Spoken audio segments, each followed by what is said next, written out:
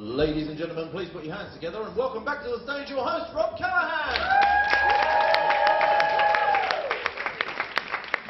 Hello again. How are we? Did we have a good break? Yeah. Did we get the right thing? Yeah? Toilet and bath. Didn't get it mixed up? Anyone? Good. Excellent. Hello. What's going on there? As I said before, bipolar. I was sectioned in 2003, I believe, following the untimely death of my father.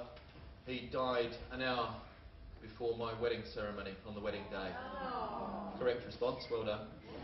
Someone's not on lithium. And, you know, and unfortunately the last conversation I had with him was an argument about him not coming to the wedding. So I didn't get a chance. I mean, you know, I knew he'd said he didn't want to come and he was a stubborn man, but I thought dying was just fucking taking it a bit too far. Yeah. So of course I went over for the funeral. As I didn't get the chance to say goodbye to him, I was in the church sitting there, and I thought, oh, there is something I can do. I can carry him from the church into the hearse. That can be the last bit of the journey I take him on. And so I went and asked the funeral director. And my parents had now moved to Southend-on-Sea, so he was a bit of an East End character, this bloke. And I went over and I said, look, mate, can I jump in as one of the pallbearers? And he went, yeah, of course, mate, yeah. Just jump in, copy the lads, do what I do, you'll be fine. So, now, when I was about 13, 14, I was in the ATC, the Air Training Corps. And every Wednesday night after school I'd go, and we used to practice our slow walk for the Memorial Poppy Parade in case we ever got asked, you know. And we'd have to do this fucking hours out in this playground at school. I'd be thinking, when the fuck's this ever going to come in handy? We're never going to get asked. They always give it to the Oxford wankers. There I was, picked up my dad, put him under the thing, and the guys start off, and then I thought, oh, fuck, it did come in handy after all. Just never fucking know, do you? Life's strange. So I put my dad in the hearse, stood there, back. Now I know people find it difficult what to say in death, don't we? But you think a funeral director would have had a bit of practice, right? He came over to me and he just went like this. Very professional job, mate. Have you done that before? I wasn't thinking of funerals in general, I was just thinking of my dad, and I thought, yeah, of course, we had a fucking station wagon in the front garden, and a fruit cart. We'd put him in that and practice on the weekends. All right, Dad? No, you put me down a bit fucking hard there, you fucker. You better get it right on the fucking day. Sorry, Dad. Of course, I just said no.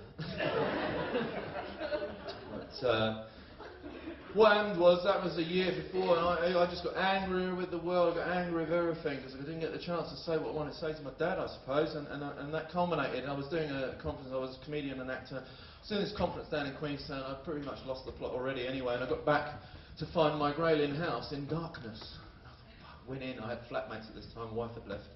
And there they were, yeah, it's a bit of a country record. The goldfish was still alive, so that was fucking good. The goldfish had been with me for 5 years. And there was my flatmate sitting around a candle, and I went, oh, fuck, another death. And I was like, is everything all right? Who's died? And they went, no, mate, just the power's been cut off. Oh, fuck it, that was it. That was the straw that broke my camel's back. And I went, all right, get out! That's it, I've had enough, fuck off, get out! Well, it's 10 o'clock on a Sunday night. I went, I don't fucking care, get out! Kicked them out, they're off, gone down the road. Where are we going to go? Where are we going to go? And I said, I don't know and I don't care, but you'll find it easier than this house because it'll have some fucking lights on. It's cracked, it's gone, and that was it for me. And I was in this very suit, I stripped off most of it. I was in my boxer shorts standing there, and I just went, oh, bollocks, no. And I took them off as well, went out onto my front porch of my little cul-de-sac in Grayling, and I went, I am Spartacus! You're not allowed to do that, and there was a little bit of me poking out over the deck, so, yeah. Fuck off, it was a cold night. Now, so I got taken away. That was it that night. A psychiatric nurse lived across the road, and various things had happened, and they turned up at sort of past. Open up, it's the police! Fuck, they've come back to buy that ounce back. They came in, did the old, you know, first opinion, yeah, second opinion, definitely still nuts, gone. There I was in Tifeti Terror in the domain there at midnight. But they didn't know that Monday morning I was due to start this 3-month contract with a television company where they'd employed an actor for this role as a rural motorcycle riding doctor, but he'd lied about having a motorcycle licence. So when he got the role, he went, I can't ride a bike. It's a tall, dark, handsome actor. They needed a body double. Good IQ. And so that was me, 3 months on $300 a day for standing around doing pretty much nothing except riding a motorbike. I was like, fuck, I've cracked it! But of course, there I am, 8 hours before it in the lunatic asylum. Doctors have all gone home. I'm surrounded by 8 orderlies. Now, I was pretty calm when they got to the house, but by the time I got there, I was fucking fuming. You can't do this to me! You can't do this to me, not now! Why? Calm down, mate, calm down. Calm down. You gotta let me out of here! You gotta let me out! Why? I'm gonna be a stunt motorcycle rider tomorrow! They just fucking patting me. Of course you are. Come and meet Evel Knievel. He's in room 5 with Jesus. Yeah, they're having a nice old chat. So even the people working in the industry need destigmatising. Thanks for letting me share that, ladies and gentlemen. We've got a wonderful second half. Thank you. We have just as wonderful a second half for you. Please put your hands together for an excerpt from Insatiable Moon, ladies and gentlemen.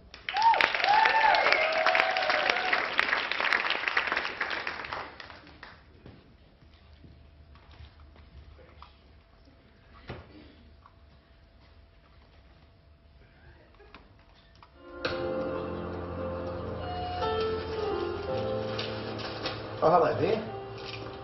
We met at the funeral. Ah, you're a friend of ours? No. How are you, Vicar? Kevin's the name. I'm doing fine, thanks. So you're heading down the hill? I say that, yeah.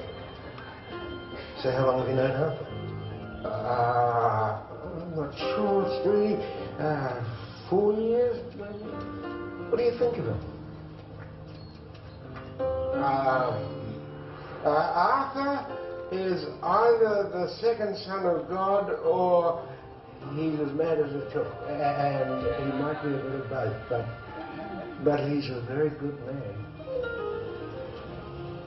He wanted me to tell my congregation about his secret identity. You and all the other ministers in this part of town. I don't think he's persuaded any of them yet. But lately, well, since the funeral, yes. Arthur is the mystery man. You better be careful, Vicar. He'll have you seeing things before you know what's happened. Right. Anyone else we can talk to? Well, Arthur here always likes a chat. Oh, Martha.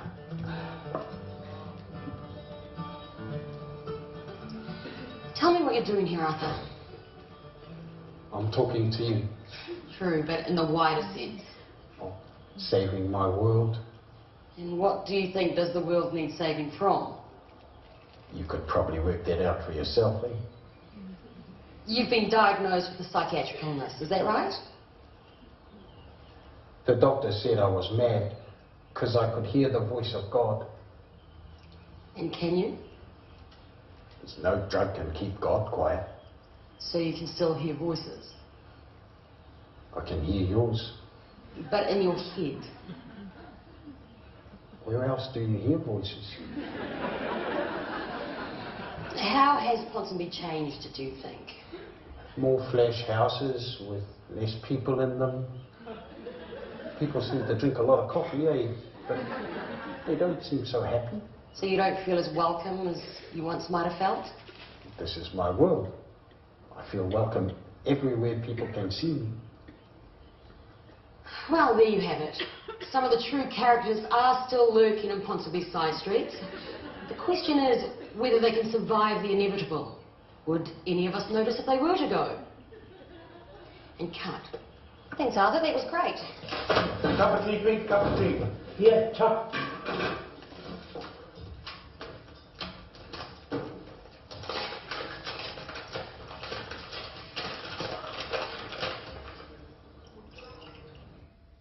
Nazi. Bitch. You want something, Bob?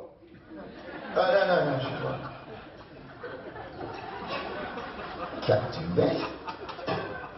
First signs of madness, I reckon. Talking to yourself. We actually have a few of the men from the boarding house present. Why don't we hear from them instead of talking about them as if they were anonymous? I'm Pete. This is Will. Sorry, Bob. What do they want? Perhaps you could tell us what closing down the boarding house would mean to you and the men. Well, that's the thing, see? To us, it's not a boarding house. To us, it's home. And we want to stay where we are. Yeah. Who's mad here? I'll tell you what madness is. Buying things to dull the pain that you feel. Sticking poison in your face to make you look young. Thinking you're so smart you don't need God anymore. Building boxes to hide yourself away in. Believing in your wallet instead of your heart.